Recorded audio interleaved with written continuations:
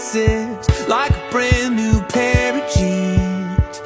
I feel like taking chances. I feel a lot like 17.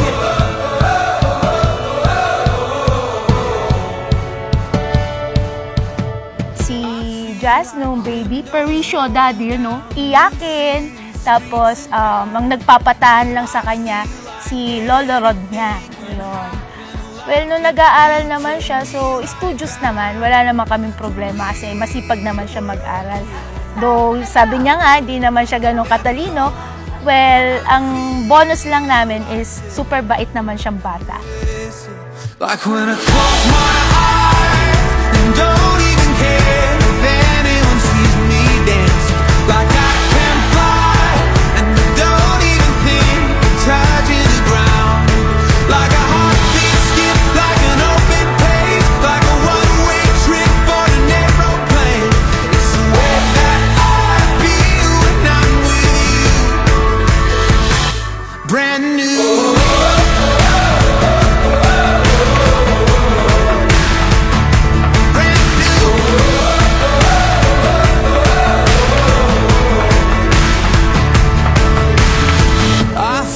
Like a young John Cusack, like making big mistakes. Yung talino na yung nakuha kay mami niya, hindi pala sa akin. Sa akin pala nakuha. Talaga ba? Happy birthday, Abram! We love you! Happy birthday, Abram! Our future epic! Like when I close my eyes and don't even care if anyone sees me dancing. Like I can fly and I don't even think of touching the ground.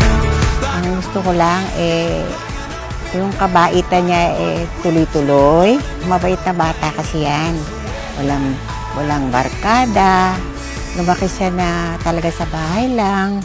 Ang gusto ko lang makatapos siya sa kanyang pag-aaral, na marating niya yung gusto niyang marating. Ganun lang.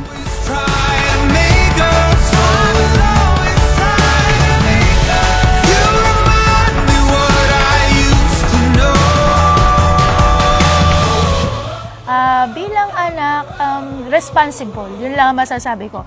At saka, isa sa nakikita kong positive attitude niya is yung pagiging masinop niya sa lahat ng mga bagay na binibigay namin sa kanya.